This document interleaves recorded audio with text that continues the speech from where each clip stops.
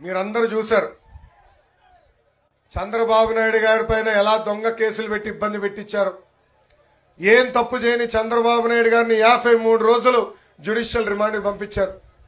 ఆనాడు జ్యుడిషియల్ రిమాండ్కి పంపించిన వెంటనే మనకు అండగా నిలబడడానికి పవన్ కళ్యాణ్ గారు హైదరాబాద్ నుంచి బయలుదేరి వచ్చారు.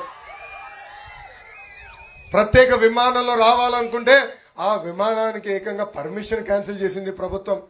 రోడ్డు మార్గంలో రావాలనుకుంటే ఏకంగా ఆంధ్ర బార్డర్కి వచ్చిన తర్వాత దాదాపు 3 గంటల సేపు ఆయన్ని రానికుండా చేశారు.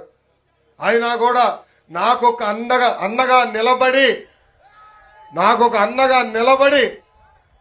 పవన్ అన్న బాబు గారిని కలిసి బయటకు వచ్చిన వెంటనే ఎస్ రేపు 2024లో తెలుగుదేశం జనసేన పార్టీ అధికారంలోకి వస్తాం ఖాయం, కలిసికట్టుగా పోరాడతాం ఖాయం అని కూడా చెప్తాం జరిగింది.